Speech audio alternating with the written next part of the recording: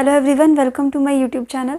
Last वाले video में मैंने आपको एलिमेंट्री कैनाल के जो वॉल लेयर होते हैं, यानी कि जो इनर साइड वाला जो म्यूकोसा लेयर होता है, उसके मॉडिफिकेशन के बारे में बताया था। और हमने स्पेशली जो माइक्रोविलाई और विलाई होते हैं उन पे हमने डिस्कशन किया था, जिसमें मैंने आपको ये बताया था कि ये स्मॉल इंटेस्टाइन में प्रेजेंट होता है और इसका फंक्शन होता है हमारे फूड में जो भी न्यूट्रिएंट या पोषक तत्व उसमें प्रेजेंट होते हैं वो उसे एब्जॉर्ब करने का काम करता है। यानी कि एक तरह से कहेंगे कि ये सरफेस एरिया बढ़ाता है ज़्यादा से ज़्यादा एब्जॉर्प्शन कराने के लिए, और ये हमारे न्यूट्रिएंट को ब्लड में भेजता है ताकि जो भी फूड में हमारे न्यूट्रिएंट है वो हमारे ब्लड से सेल तक जा सके और हमें एनर्जी मिल सके। तो इतना हमने ही देखा था कि जो माइक्रोविलाई होते हैं इनका क्या फंक्शन होता है और इसका स्ट्रक्चर जो होता है वो किस तरह का होता है, ये हमने देखा था। तो आज का जो हमारा टॉपिक है वो स्टमक है, जिसमें कि हम देखेंगे कि जो स्टमक होता है उसका स्ट्रक्चर कैसा होता है, किस टाइप की उसमें जो लेयर्स होते हैं मसल्स के वो प्रेजेंट होते हैं, और इसमें क्या क्या रीजन प्रेजेंट होते हैं और इसमें डाइजेशन किस तरह से होता है। तो आज की वीडियो में हम स्टमक के बारे में देखेंगे। तो हम फर्स्ट हम इसमें ये देखेंगे कि इसका लोकेशन कहाँ होता है। सो इसका लोकेशन होता है हमारे एब्डोमिनल कैविटी में। ये लेफ्ट के साइड प्रेजेंट होता है हमारे एब्डोमिनल कैविटी में। जो हमारा डायफ्राम होता है उसके जस्ट नीचे प्रेजेंट होता है लेफ्ट साइड, और ये हमारे एब्डोमिनल कैविटी में प्रेजेंट होता है। फिर हम देखते हैं कि इसकी जो स्टडी की जाती है, यानी कि स्टमक की स्टडी को हम गैस्ट्रोलॉजी कहते हैं। अगर कहीं पे भी हमें गैस्ट्रो वर्ड मिलता है तो उससे हम ये समझते हैं कि वो वर्ड हम स्टमक के लिए यूज़ करें, चाहे वो गैस्ट्रिक ग्लैंड की बात करें या फिर गैस्ट्रिक रुगी जो होता है उसके बारे में अगर बात करें, तो ये गैस्ट्रिक वर्ड हमारे स्टमक के स्टडी में यूज़ किया जाता है। So gastrology is a study of stomach. तो इसमें हम देखते हैं जो गैस्ट्रिक रुगी प्रेजेंट होता है ये हमारे स्टमक में होता है, और जो गैस्ट्रिक ग्लैंड्स होते हैं ये भी हमारे स्टमक में प्रेजेंट होते हैं। सो हम स्टार्ट करते हैं, आगे हम देखते हैं। तो इसका जो स्टडी करेंगे स्टमक की स्टडी कहलाता है हमारा gastrology. So gastrology is the study of stomach. फिर लोकेशन है इसका upper left portion of the abdominal cavity below the diaphragm. तो जो हमारा एब्डोमिनल कैविटी है उसमें लेफ्ट के साइड में हमारे डायफ्राम के नीचे एकदम ये प्रेजेंट होता है जस्ट बिलो द डायफ्राम। तो ये हमारे एब्डोमिनल कैविटी में होगा और डायफ्राम के नीचे हम कह सकते हैं, और ये हमारे लेफ्ट पोर्शन में होता है एब्डोमिनल कैविटी के। तो ये इसका लोकेशन हो गया। फिर हम देखते हैं जो स्टमक होता है ये एक J shaped muscular bag like structure having 4 major parts. So हमारा जो स्टमक है वो एक जे शेप, यानी कि जे जिस तरह से ये वर्ड दिखता है जे, ये थोड़ा सा कर्व होता है, उसी तरह से जो हमारा स्टमक होता है उसका शेप होता है। तो ये एक मैस्कुलर बैग होता है और इसके जो होते हैं 4 मेजर पार्ट्स होते हैं इसमें स्टमक के। सो हमारा जो स्टमक है ये एक जे शेप लाइक मैस्कुलर बैग है जिसमें कि ये पूरा मसल का बना होता है। और हमारे स्टमक का एक खासियत ये होता है कि ये एक्सपैंड करता है, यानी कि अगर हम खाना खाते हैं तो ये धीरे धीरे खाने को उसमें एकोमोडेट करने के लिए अपने आप को इसमें फैलाता भी है, और जब भी हम ज़्यादा खाना खाते हैं तो ये एक्सपैंड भी हो सकता है और फिर ये सिकुड़ भी सकता है। तो ये इसमें ये दोनों प्रॉपर्टी होती है, फैलने और सिकुड़ने की। तो जिस तरह का सिचुएशन होता है उसके अकॉर्डिंग ये खुद को एक्सपैंड करता है और इसे सिकुड़ता है। सो हम नेक्स्ट देखते हैं इसके 4 जो मेजर रीजन्स होते हैं वो क्या क्या हैं। तो फर्स्ट हमारा आता है कार्डियक रीजन, सेकेंड होता है फंडस, थर्ड बॉडी, और फोर्थ होता है पाइलोरिक।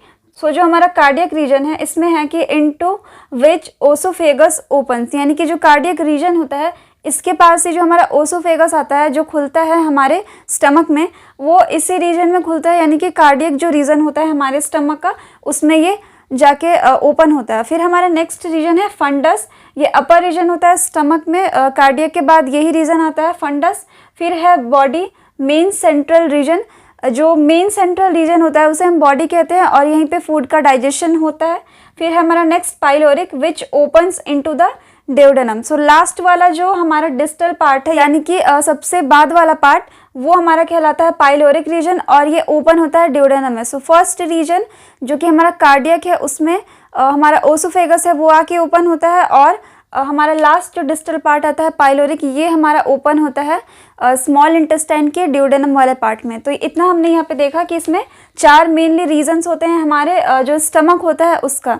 फिर हम देखते हैं कि ये किस टाइप के मसल लेयर से इसके जो वॉल होते हैं वो बने होते हैं। तो पहला हम देखते हैं इनर, फिर सेकेंड मिडिल और आउटर। सो हमने देखा था जो एलिमेंट्री कैनाल उसमें हमने वॉल लेयर के बारे में देखा था कि फर्स्ट आउटर जो होता है वो सेरोसा होता है, उसके बाद जो मस्कुलरिस लेयर आता है उसमें एक इनर होता है और एक आउटर। तो जो इनर वाला होता है वो सर्कुलर होता है और बाहर वाला जो होता है वो लॉन्गिट्यूडनल होता है। तो उसके बाद भी एक लेयर बनता है, यानी कि हमारा पहला होगा आउटर, फिर इनर के बाद भी एक लेयर होता है, यानी कि फर्स्ट लॉन्गिट्यूडनल मसल्स के लेयर होते हैं और सेकंड में आता है हमारा सर्कुलर। बट जो हमारा स्टमक है इसमें एक और मसल जुड़ जाता है जिसे कि हम ऑब्लिक मसल कहते हैं, और ये सबसे इनर में आ जाता है, यानी कि ये इनर वाला जो होगा वो ऑब्लिक होगा और जो हमारा सर्कुलर वाला है ये मिडिल में आ जाएगा और जो आउटर है वो लॉन्गिट्यूडनल होगा। तो एनसीईआरटी में इस तरह से लिखा हुआ है कि सम रीजन्स में हमारे ऑब्लिक मसल्स भी प्रेजेंट होते हैं, तो वो सम रीजन में हमारा स्टमक आता है। तो स्टमक में ऑब्लिक मसल्स प्रेजेंट होते हैं, इन दो मसल लेयर के अलावा भी हमारे ऑब्लिक मसल्स प्रेजेंट होंगे। तो ये ऑब्लिक इस तरह से तिरछे तिरछे प्रेजेंट होते हैं और जो सर्कुलर होगा वो इस तरह से होगा और जो लॉन्गिट्यूडनल होगा वो हमारे लेंथ वाइज होगा। तो इस तरह से इसमें 3 जो मसल लेयर होते हैं वो प्रेजेंट होते हैं। तो अब हम इसके स्ट्रक्चर को एक बार देखेंगे ताकि हमें और ज़्यादा क्लियर हो सके। तो हम सबसे पहले ये देख रहे हैं कि जो हमारा ओसोफेगस है वो वाला पार्ट हमारा सबसे टॉप पे है और ये ओपन हो रहा है हमारे जे शेप मस्कुलर बैग जिसे कि हम स्टमक के नाम से जानते हैं, और जो इसका एंड वाला पार्ट है यानी कि डिस्टल वाला रीजन वो हमारा सुपीरियर पोर्शन ऑफ ड्यूडेनम में खुलता है। तो सुपीरियर क्या होता है, जो जिसे अपर वाला पार्ट जो होता है हमारे ड्यूडेनम का, उसके लिए यहाँ पे सुपीरियर वर्ड लिखा हुआ है एनसीईआरटी में, सो इसलिए मैंने यहाँ पे लिखा है सुपीरियर पोर्शन ऑफ ड्यूडेनम। तो हमारा जो पाइलोरिक रीजन है इसके बाद वाला जो यानी कि लास्ट जो पार्ट होता है वो ओपन होता है हमारे ड्यूडेनम में, जो कि स्मॉल इंटेस्टाइन का फर्स्ट पार्ट होता है और बाकी का हमारा बीच का बचता है।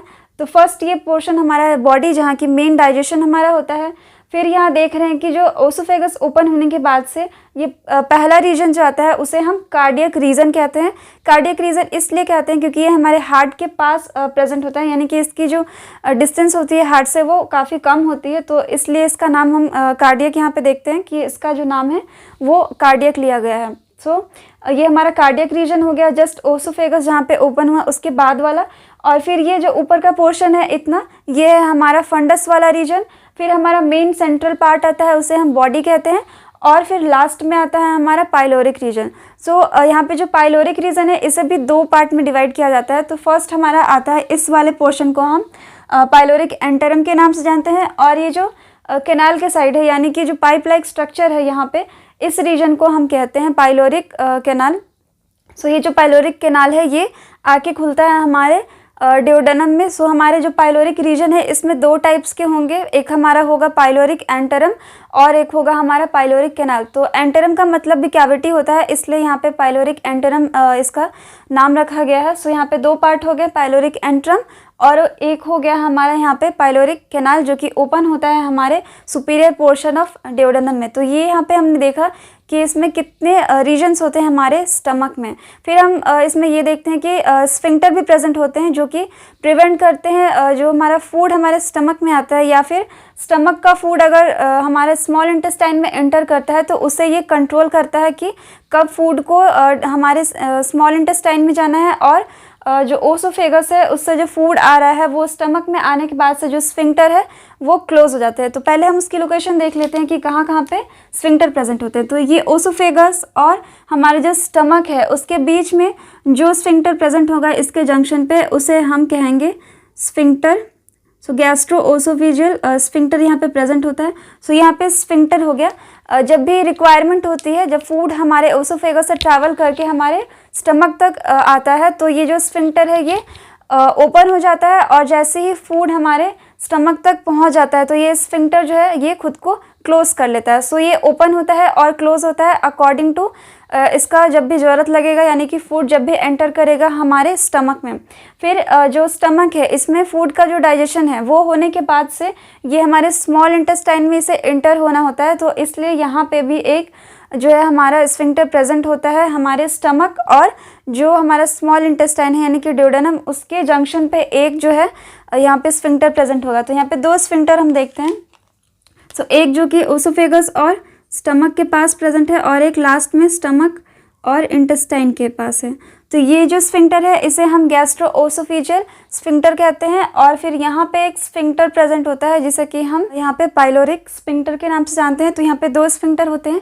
एक तो हमारा हो गया यहाँ पे कार्डियक रीजन के पास है, यानी कि ओसोफेगस और स्टमक के पास जो है हमारा स्फिंक्टर, उसे हम कार्डियक स्फिंक्टर के नाम से जानेंगे। और यहाँ पे जो होगा इसे हम पाइलोरिक स्फिंक्टर के नाम से जानेंगे। तो इसे हम यहाँ पे लिख लेते हैं पहले। सो यहाँ पे जो है ये है हमारा कार्डियक स्फिंक्टर, कार्डियक स्फिंक्टर।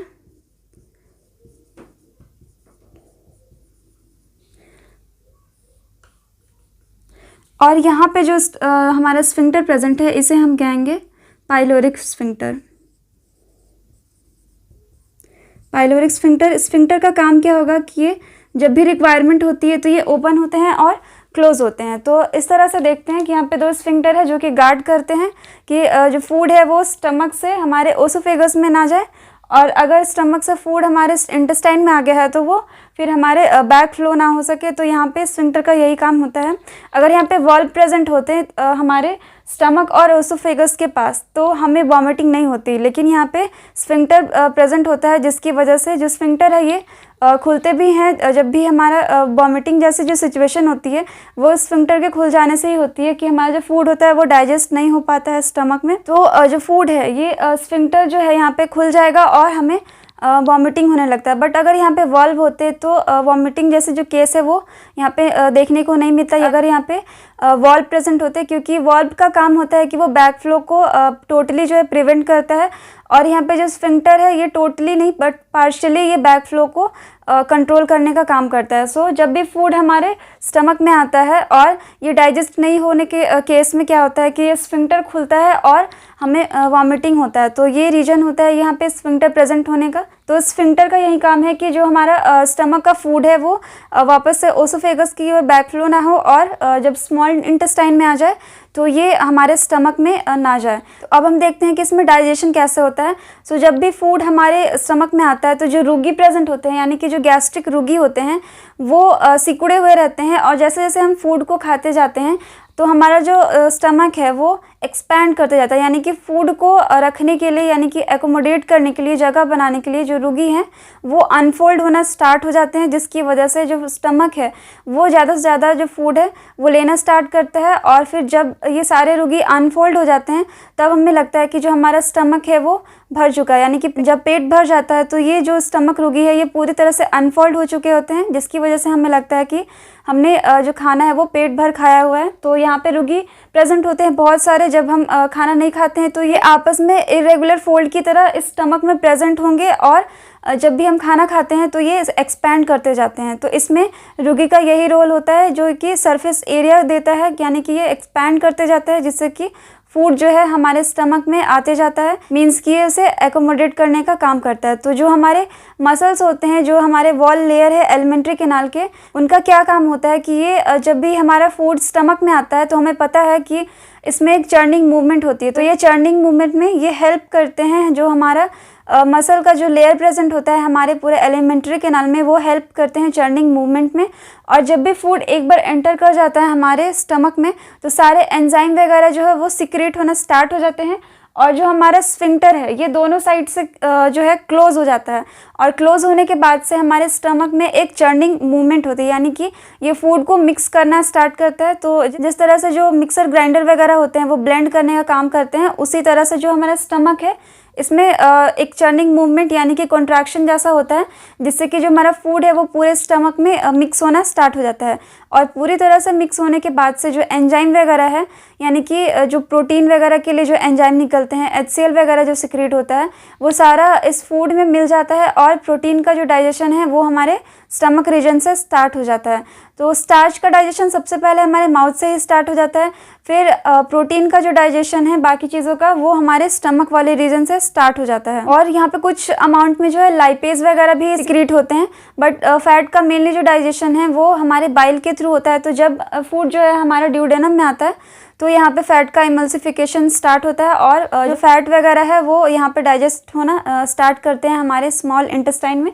तो एक बार अगर फूड हमारे स्टमक में जब एंटर कर जाता है तो ये दोनों जो स्फिंक्टर है ये जो है क्लोज हो जाते हैं और एक बहुत ही ज़्यादा मीन्स कहेंगे कि तेज कॉन्ट्रैक्शन यानी कि चर्निंग मूवमेंट होती है, काफ़ी ज़्यादा प्रेशर बनता है यहाँ पे, इसलिए जो है ये स्फिंक्टर क्लोज हो जाते हैं ताकि फूड जो है वो जब चर्निंग मूवमेंट होता है तब फूड हमारे स्मॉल इंटेस्टाइन में ना आ सके और ना ही हमारे ओसोफेगस से यानी कि ओसोफेगस में ना आए, इसलिए ये जो स्फिंक्टर है क्लोज होते हैं। तो यहाँ पे चर्निंग मूवमेंट के थ्रू जो है बहुत ज़्यादा प्रेशर बनता है और इस प्रेशर की वजह से ये डर रहता है कि जो फूड है वो स्मॉल इंटेस्टाइन या फिर ओसोफेगस में फिर से बैकफ्लो ना हो, तो ये बंद कर दिए जाते हैं स्फिंक्टर के through.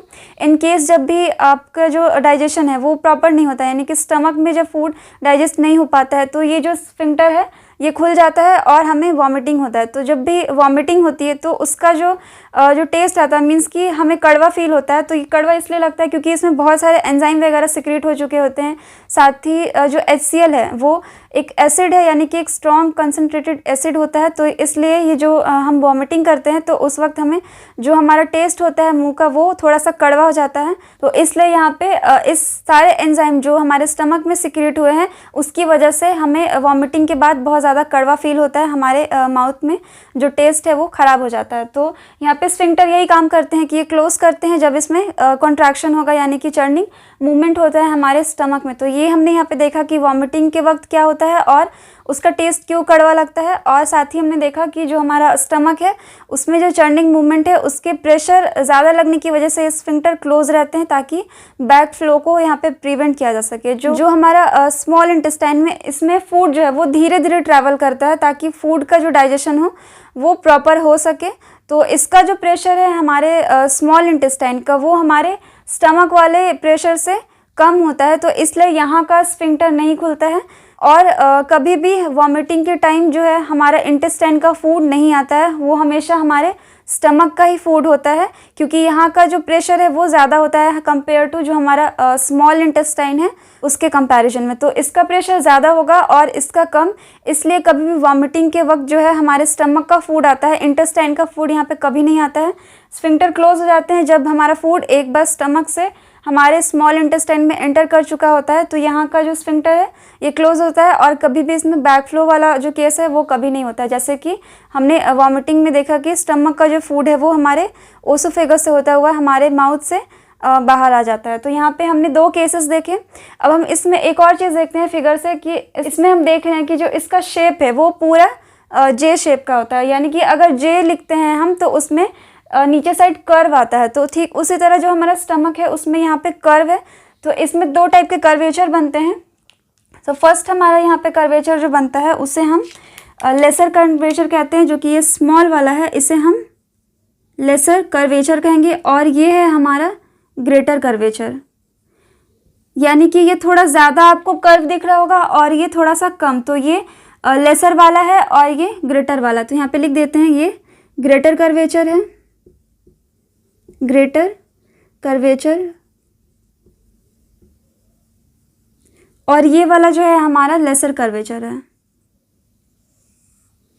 So this is lesser curvature.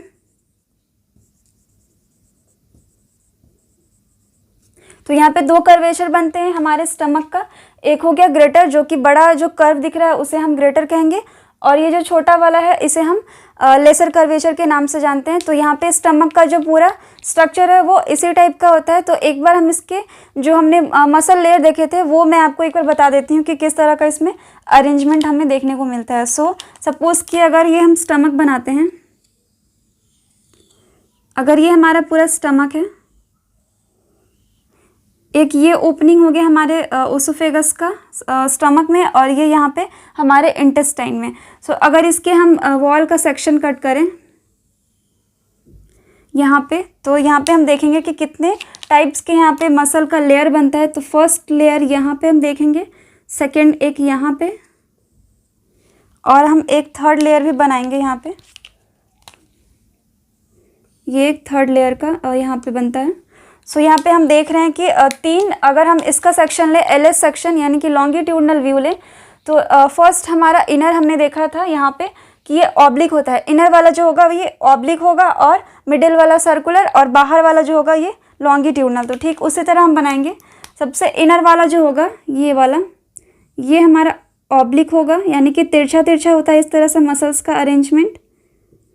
और ये जो मिडिल वाला होगा ये सर्कुलर होगा इस तरह से, और जो सबसे आउटर वाला है वो होता है हमारा लॉन्गिट्यूडनल यानी कि लेंथ के वाइज। सो लेंथ वाइज ये होंगे इस तरह से।